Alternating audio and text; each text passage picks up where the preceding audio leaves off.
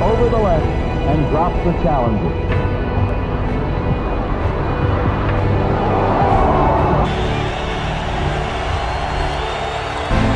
Pressure from Thomas off the edge. Eli Manning stays on his feet. Airs it out down the field. It is caught by Tyree. Just attack the basket. James catches, puts up the three. Go, go. Back down to Allen. Mystery dribble back. Tie game with 5 seconds remaining. Anything possible.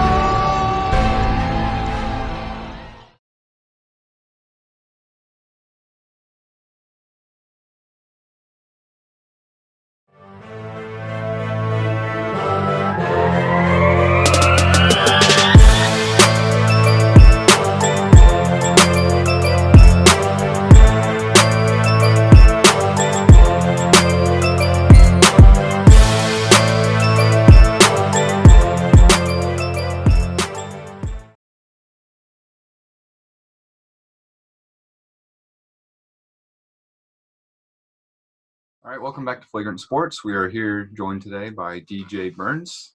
How are you feeling? Oh, man, really good. Excited to be here. Thank you for having me. Thanks for coming. So we want to get into, we saw, we were doing some research on you, and we saw that you had a couple offers from some big schools like Virginia and all that. Why choose Winthrop? Winthrop. I actually, originally coming out of high school, I chose to go to Tennessee, but Winthrop was really just a place for me where I can focus in and get done all the things I need to have done in order to get to where I'm trying to go.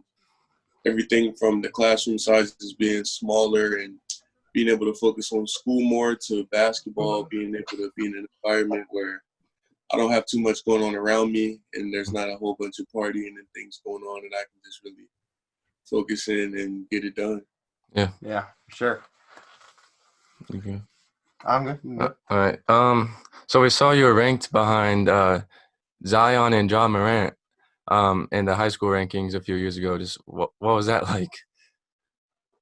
Oh, man, I mean, it was pretty cool. I mean, I didn't even really know until I got to college and someone put it out in an article because, you know, I never really tried to focus on rankings. I just tried to focus on personal growth. And once I found out and seeing where they were at that point, it was like, yeah, this is pretty cool. But at the moment, I really didn't even think about it at all. Did you ever play against them in high school? I played against Zion, but not Ja. Uh, It would have been fun to play against both of them, though. But yeah. Zion, they took a 2-point game over us. Oh. Were you matched up against him? What happened? Were you guarding him that game? Yeah, he had 8. I mean, I had 18. He had 21, but you know, he took a lot more shots than me. Yeah. Yeah. Oh, wow. Yeah. What do you do? Like, what's your game plan for going against someone like that? Like, do you just make them shoot jumpers? What's the plan? I mean, I just play him like a regular person, honestly. I mean, of course, my team's going to be in help side and all that a lot more because, you know, they hear those big names and they get all scared, but that doesn't really faze me. You know, playing in EYBL and things, I played against a lot of players like Anthony Edwards and Ashton Higgins was my teammate. Like, I played against them with some really good guys. So, you know, it doesn't really faze me as much as it would my teammates. Yeah, for sure. Yeah, I guess that's a good mentality to go in with that. Like, you can't. I mean, obviously, you have to respect his skill and all that stuff, but at the same time, for sure. Yeah, you can't be scared by just the name. You have to just approach him by any other way, I'd assume. So how was the college experience for you your freshman year? Oh, man, it was great as far as, like, going out and having fun and all those things. But, like, basketball, I enjoyed it, but I didn't really handle it as I should have. Oh, wait, are you talking about the redshirt year? Or the redshirt year. Yeah. Oh, yeah, my redshirt year, yeah, it was very interesting, actually. I mean, basketball, you know, being a redshirt, playing on the #1 team in the nation, the coach was like, you know, we ain't really got time to stop and worry about that too much right now. Like, you're coming up, but he was pretty focused on that team, and I don't blame him. I mean, he had some great pieces, and there was a well-oiled machine that he had to keep together. So, I mean, I can't really complain about anything that happened, but I didn't do everything that I was supposed to because I couldn't really see the bigger picture when you're playing on the number one team in the nation and you've never played a game for them. Yeah. So it was just a little bit harder to stay focused. Yeah. But what was the best part of being a redshirt? Oh, man, definitely the competition that I practice with every day. I mean, I feel like I made them better, and they definitely made me better. Kyle Alexander, Admiral Schofield, Grant Williams, all those guys, Jordan Bone, like Jordan Bowden, like the list goes on. That team was just crazy, and they pushed me to work harder. I lost a lot of weight playing with those guys, gained a lot of experience that I wouldn't have had probably anywhere else playing with those guys. Yeah. Cool. And was it a tough transition going from high school ball to college ball? Like, what was that jump like? The main thing was it was just way faster. I was used to being like, I was moving pretty slow when I got to college, and it worked in high school. So I'm like, okay, this shouldn't be that hard. And then boom, like it just sped up so fast. Yeah. And it took me like a month, probably a little bit more just to adjust to how fast they played, especially at Tennessee, and how even now at Winthrop, like the teams just move so quick. So if you can't adjust to that pace, you definitely will get left behind.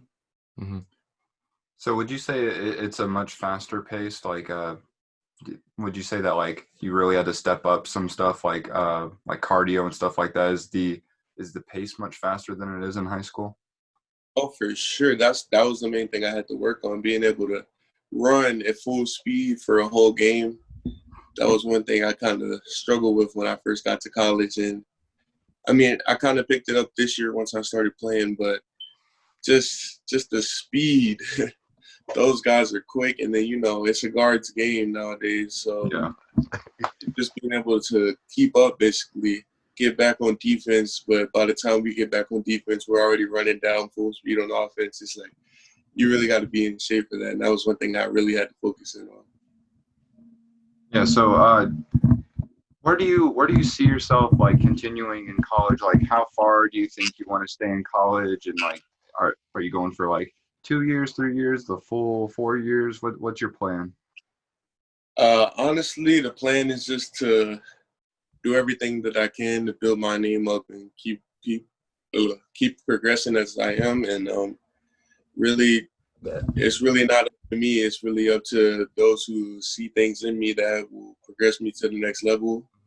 And pretty much any path that I can take with basketball, I will take that opportunity when I have it, but I'm not in any rush. So I can't really give you a time, but I'm not trying to rush it to go next year or 2 years or anything like that. Sorry, we're having some I'm technical sorry. difficulties. The mic keeps like raising up randomly. Sorry about that. You're good. We'll cut this part out. Yeah. Okay. Nice. Go, and it may start to balance. Okay. All right. Good for now. So, what was it like winning the Big South tournament, expecting to go to March Madness, Oh yeah. and then Oh, man. it's canceled? That was the craziest thing that I've ever experienced with basketball. First of all, the way we got there, like we had just came off of a 4-game like losing streak before the tournament. I had missed 2 of those games that we lost.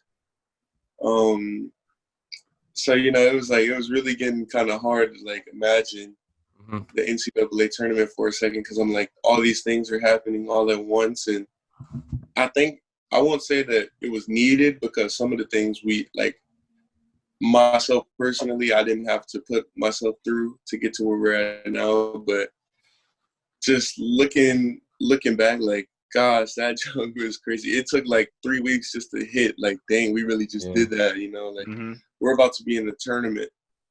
And then expecting to go to the tournament was actually something that I was looking forward to. Like we had did it last year, so I'm like, I've seen it. I see what it looks like. I've been in the environment, and now this time I'm just actually getting to display my talents and go with my team and go with the brotherhood. Like my team this year, I was way closer, and I will be way closer with my team in Winthrop in Tennessee by far. Like I was really the young guy coming in. Like I was 17 years old when I went to college, playing with those guys, and we had teammates 23, 22. Like I was like, one of the youngest guys in the NCAA, if not.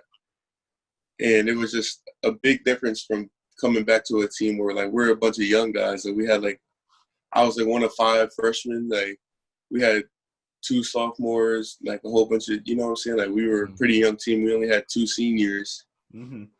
So it was just easier to connect with those guys. And, you know, it was a lot of fun. That's something I remember forever, even though we didn't do the tournament. But we are planning on going back next year, so we'll still get that experience. Yeah. So coming in that young too, was it kind of awkward at first with the guys that are like 23, 24, like the older players? Or they just welcome you straight in? Or is it kind of a weird in-between period? Or how does that work? Oh, no, they definitely welcomed me in really well.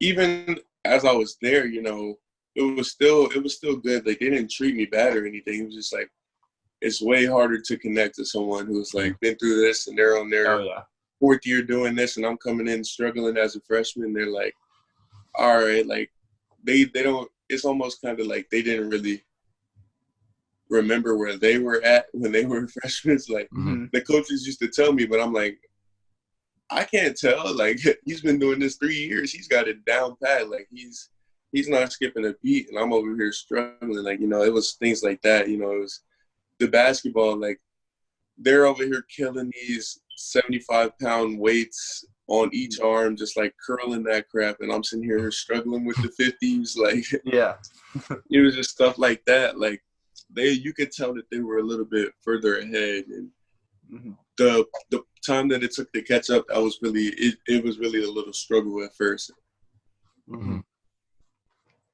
So how do you feel like has this whole coronavirus thing, how you've been dealing with that, with training and just staying in shape and keeping your basketball skills like the best they can be?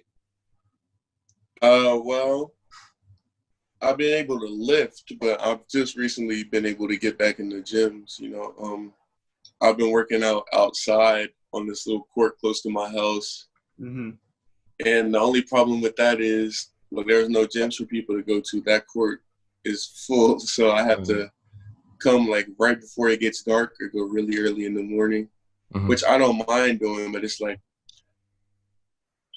just a big adjustment, like not being able to get into the gym when I want, you know, like even in high school, I had 24-hour access to a gym. Like I get up 5 a.m., go shoot, and now I'm outside on these concrete and these double revs. Like the wind's blowing the basketball while I'm shooting and stuff like that. Yeah. So, I mean, it was definitely frustrating at first, but once I got the hang of it and just figuring out the wind's blowing this way, shoot it a little harder, you know, stuff like that. But yeah, the weightlifting part, that didn't drop at all. But the basketball, being able to get in the gym definitely did. I'd be dribbling in my backyard and just like finding little ways to keep doing basketball, but I wasn't able to always shoot like I wanted to. Yeah. So what's your proudest achievement of your career so far? Ooh.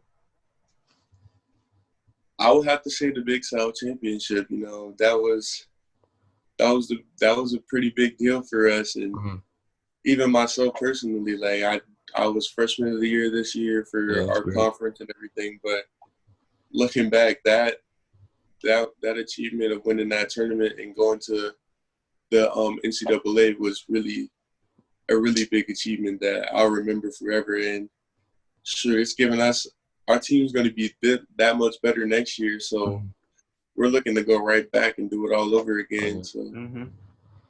Yeah, and I saw you had a big game coming off the bench against Hampton and scoring 16 points in that game. Yes, sir. That game was crazy. It was really a shock at first because during that tournament, like my teammates were on fire, like coming into that they were on fire. Like, I probably had like 4 points the first game, 8 points the second game. I think I had like 4 or 6 the third game, and then to come back and be the leading scorer in the championship game. And like, wow, okay, like I'll just wait. I remember having a conversation with my coaches, and they were like, "Yeah, we need you to shoot the ball more." And I'm like, "Yeah, I know, but like right now we're winning by 20, and I'm scoring 6 points and just grabbing some rebounds. Like, I'll do whatever it takes to win. I'm not really too concerned about that." And he's like, "Well, this is going to be a big game. We're going to need you to take shots." And I'm like, "Coach, if I have shots, I'll take them, but I'm not going to force you just to put up a stat line." And he's like, "All right, bet. Well, just know that we're going to need you to take some big shots." And I'm like, "Okay, coach, like whatever. Like, okay, I'll do that if I need to, but I'm trying to win." And so just to come out and actually be able to take those big shots and be put in a position to was pretty crazy. And that was like, it was really exciting. Yeah. Oh yeah, for sure. What's it like? Not only as a college athlete, but say you have a game like that, or after winning a championship, what's it like on the campus after that? Like walking around in classrooms, just being a normal student, just that atmosphere of after such a big win. Sheesh. It was actually crazy. The whole school like grouped up, and one of the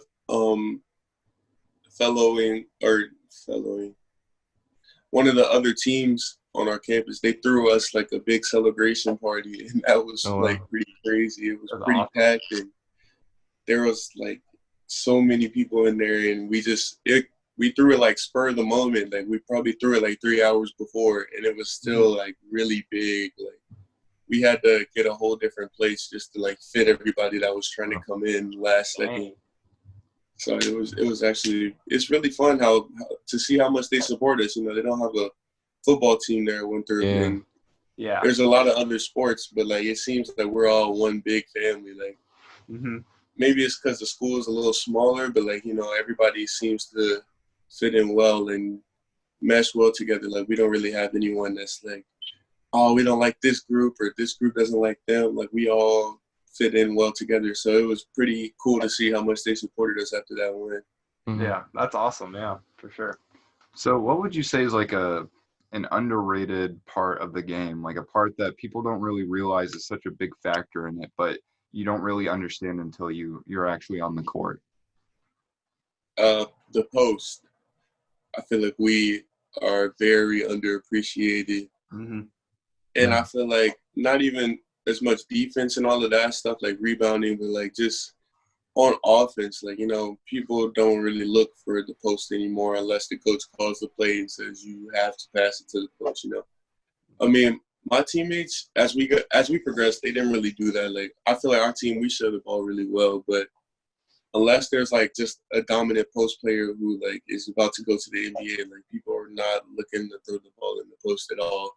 And it's kind of a lost art. Like, even big men, they're starting to trying to do all the dribbling and shoot threes. I started doing that myself just to have that ability for the next level. But like, what I want to do is kill down in the post. I'm not really trying to do all the extra stuff. But I mean, it's always good to have, but I don't want to make that the main focus, because that's what a lot of big men are doing. And it's kind of making the post become a lost art. Like, you see 7-foot guys who don't even post up. Like, like, you're too big to be out there trying to cross someone over off the dribble, step back threes. Like, just shoot the hook shot, get the 2 points, and let's go on defense, Reminds me like Porzingis. He just chucks up threes now mostly. Right. Do you think so? I feel like that probably comes from just the natural progression of the 3-point line becoming more prominent in the league, but it's a lot like the mid-range. No one really shoots mid-range, and the people that do also are very talented in other aspects. Like Kevin Durant shoots a lot of mid-range, but we know he can get a bucket however he wants on the court, so there's no problem with that. Same with someone like Westbrook. But so do you think that it's going to be important for you to master an all-round game, or just are you going to stay focused on the post? Well, I've gotten some feedback from some coaches, and the main thing they're saying is learn to shoot that 3 to go with your complete game. and then get a little more sharper on defense. So I feel like it is more of an all-around game to get to the next level because that's what they're looking for. They're looking for people who can play in the post, but who also can step out and pop off of that screen and shoot that three if you're open, like, not wasting any time. They score a lot of points in the league. And even overseas, like, you see 100-point games, like, almost every night. So just being able to play at that pace and sometimes making it easier is the more simple thing to do. So that's what they look for. They're not really looking for someone who can only do one thing. So, yeah, I think being well-rounded is very important. Oh yeah, I remember when back when Al Horford was on the Hawks, for years they tried to get him to develop that three because he was so good mid-range and like right at the post and in the middle. And then that 2014-2015 season, he started actually shooting them and he got comfortable. And then they had like 70 wins. It was insane. It was 60 something. Yeah. I believe it was their best year. 60 something. 22. Yeah. He's pretty underrated, by the way. Yeah. Oh yeah. Well, now it's kind of funny because now he's just kind of like a pick and pop guy. Yeah. But he still has some good post moves. So who are some of the guys that you would? Sorry. I said it's because he's getting a little older. Yeah. I don't like that anymore. Yeah. Who are some of the people that, like, past or present, that you look at for kind of to learn their post moves? Definitely Elijah. That man has some crazy footwork, and sheesh, I try to use some of that into my moves and just add a little power to it. He had a lot of footwork, but I feel like I have good footwork, but I also have a big frame that helps me move around where he was a little more skinny. So being able to move a defender, but still having the ability to get past the defender, that's something that I try to work on. And then, of course, Zach Randolph, being a shorter post, Until now, I wasn't really dunking as much. So, like, I had to have moves, be able to score and get on the rim, even if I'm not, you feel me, like, going to dunk it every time, just having the ability to score over bigger defenders. Mm-hmm. And, I mean, of course, now I'll dunk on you. That's not a problem now. But back then, it was a problem. So that was something that I tried to work on, too. Mm-hmm. Do you ever think about integrating the Skyhook? That's also one of kind of the lost arts. Is I see someone like Kareem who completely perfected it, and no one could stop it. It's seen as the most unstoppable move in NBA history, yet no one else does it. No one since he stopped, like he retired, has ever. They just do little jump hooks. They don't ever do like the full-on Skyhook. So I wonder why no one has ever like tried to perfect that. Like someone like Gobert, who's super tall, super lengthy, if he was able to have like a consistent Skyhook, no one would be able to block that. See, the thing, I used to do that a lot in high school when I couldn't really jump. But as I grew, I kind of went away from it because the better I got, the more I got double teamed. So it was kind of a little bit harder to just be able to make that move. Because, as soon as I catch the ball, there's two people in my face. I'm like, I can try this, but, like, I'm not going to make very many of those. Oh, yeah. Mm-hmm. So that was really more the thing for me. But, I mean, if you see some of the film, I do it a couple times. I did it a couple times this season. It was just I don't really have it consistent enough yet to where I can make it a constant thing that I can feel comfortable making. But, I mean, I definitely think that would be a good tool to use, especially it's pretty for pros, like 7-footers. Like, what? You're already not blocking the regular hook. Like, if someone happens to get to that hook, you're going back to that sky hook. Like, you're shooting right over them. Mm-hmm. And I feel like a lot of guards use that more now to just get it over. I mean, at least some of the guys that I hoop with, like, they use that. It's not like, of course, it's not the same as Kareem. Like, he was a legend, Mm-hmm. He was killing that, but, like, they just use it to kind of get over the bigger defender, and they just come back that way. And I think that I really say guards use it more than bigs now. Yeah. I see Kuzma does that a lot, where he'll go kind of just across the floor. It's a little runner. He loves doing that, but he's a forward, I guess. So. Yeah. Mm-hmm. Are you much of a trash talker? Like, how do you try to get into your opponent's heads during the games? Oh man, I'm all in their heads every. If you let me get scoring, it's even worse. But before the game, I'm letting them know. I'm like, yeah, this is about to be a bad game for you. They hate it so much. Some people, I'll talk to them, and then they'll start yelling out loud. They'll get a check, And like, I stay quiet for the moment, but I'm like, when I see them, I'm giving them that look like, yeah, I did that. I'm all in your head. Like, now I got you right where I want you. Now they're fouling all hard, and they got 4 fouls in the first half, and it's just like, yeah, I love talking junk. I've always been like that, Yeah. But I mean, I'm not just talking junk for myself too. Like, if my teammate gets an M1, like, I'm letting your big man know, like, you're not gonna stop him or me. You're not gonna stop any of us. You know what I'm saying? Like, we're gonna lock that up down there, and when we get the ball 1 through 5, you're not stopping us. Like, that's just something I stay in defenders' heads, and it doesn't always work. Like, some people, they're just not fazed by it, and that's when I'm like, all right, shut up and let the game talk. But anybody whose head I'm into, I'm all in there the whole game. It's a big advantage. I'll talk my junk from the bench if I have to, just put it away. Like, the thing that makes people mad is I don't ever have to, like, cuss you out to get in your head. Like, I can just be like, yeah, you can't guard me. Yeah, and then score, and then be like, told you, like, yeah, you suck. Like, no, I like everybody else. They're like hard down, like cussing, like F you, you're this and that, and I'm like, bro, but like, you're saying all of this, but you haven't stopped me one time I put the ball. Like, you know what? F you, and then the ref's like, hey, watch yourself, and I'm like, yeah, watch yourself. Yeah, the refs never catch the initial guy doing it. It's always the guy that comes back that they give a check on. Right.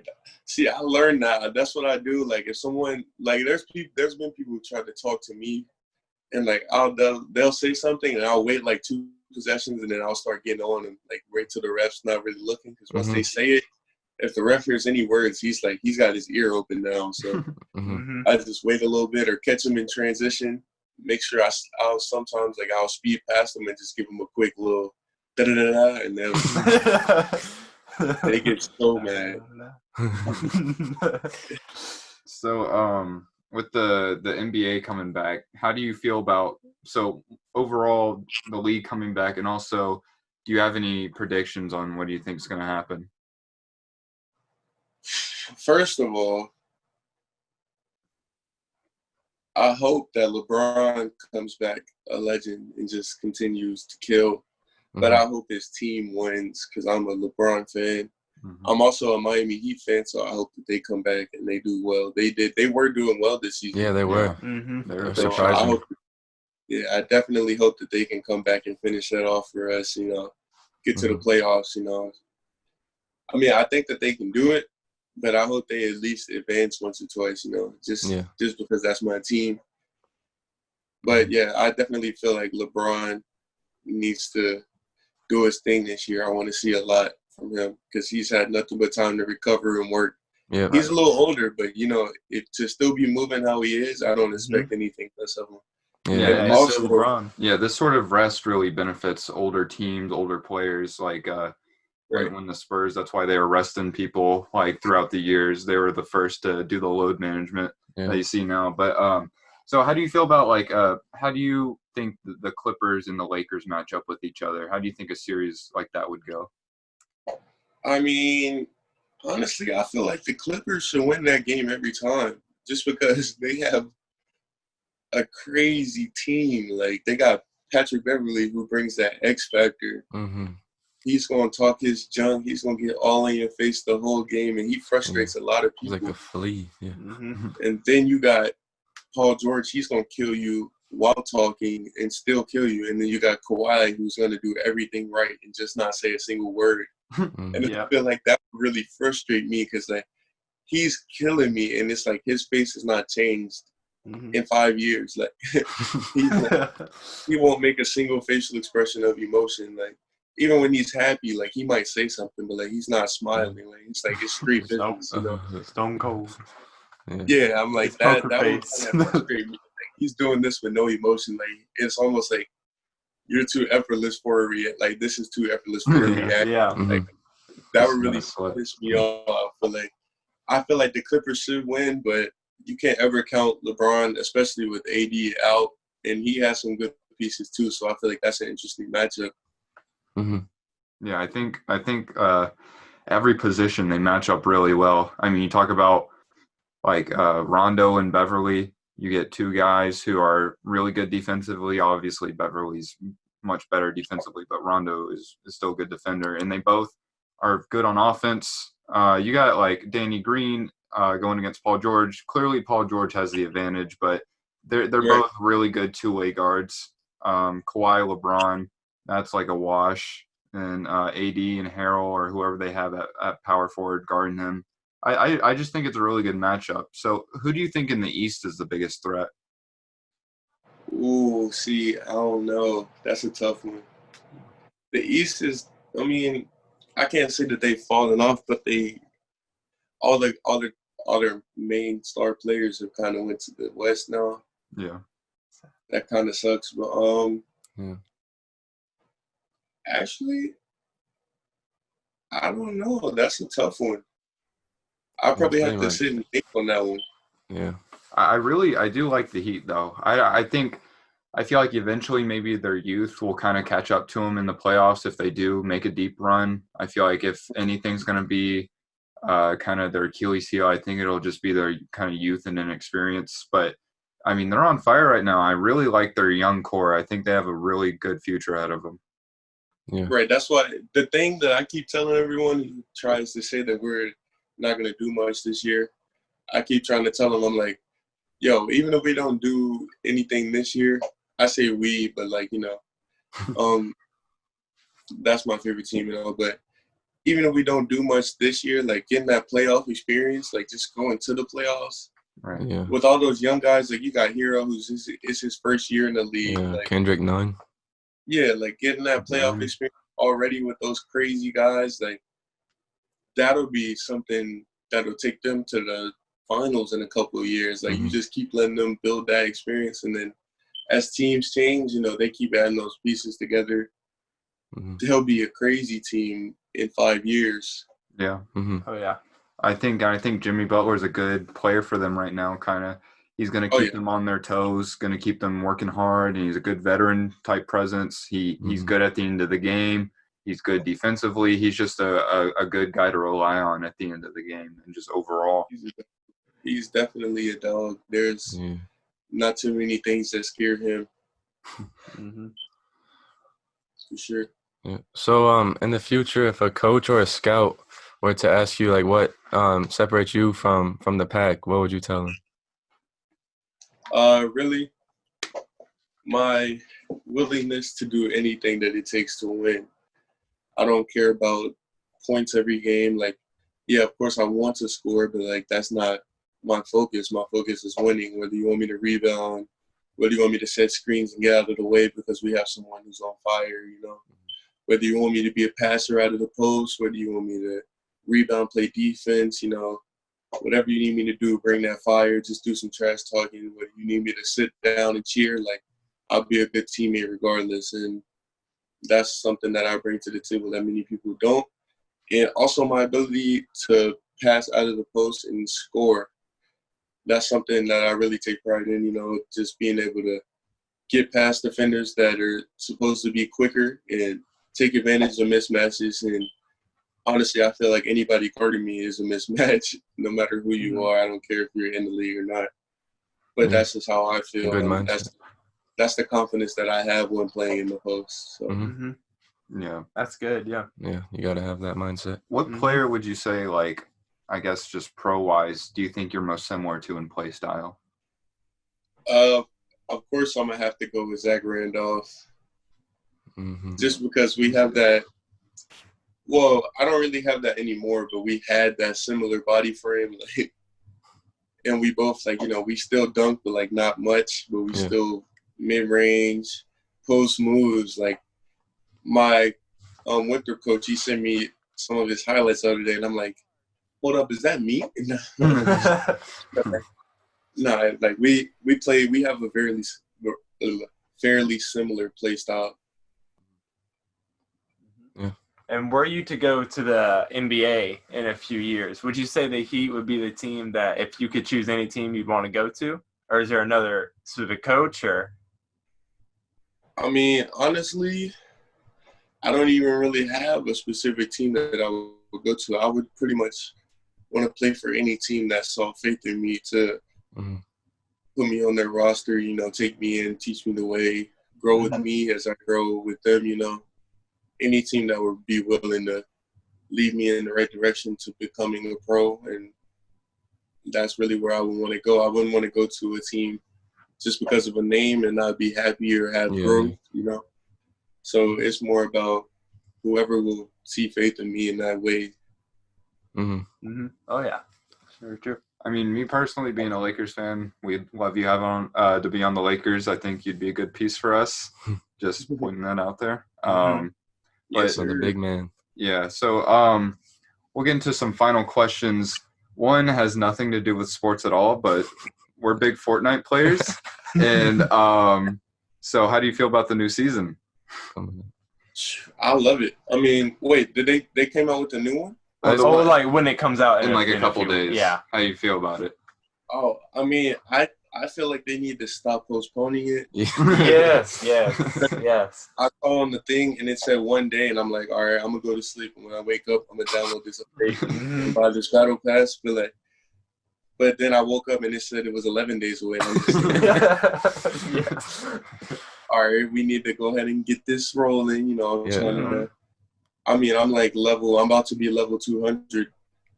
Oh, If I'm not already. So, I mean, I just play that game. Like, that's pretty much all I play. Like, 2K kind of got repetitive for me, so I'm going to wait until the new one comes out and then see if they changed anything. But, yeah, Fortnite, that's my thing. Like, Fortnite and Call of Duty, that's pretty much all I play right now. We got to run up some we squads. play it every day, Oh, shoot. Send me the gamer tag. We can get some All right. No doubt. I'll send you in on Instagram after this. All right, bet, for sure. Yeah. All right, y'all got any more questions before we wrap this up? I got one. So we've asked every basketball player so far. We just want to get kind of a tally of everyone's opinion. What's your opinion on the GOAT question? Oh, man. I can't really. I'm a LeBron fan, so I'm biased. But I feel like any of the top three could go. Yeah. You just got to respect them all. I feel like it could be Kobe, Jordan, or LeBron. And honestly, I want to say Jordan, but like then people try to make the argument of, well, he wouldn't be able to do that in today's game and this and this and that. And I'm just like, well, Kobe played in both and he killed every single night. Yeah, we got into this last episode. Yeah.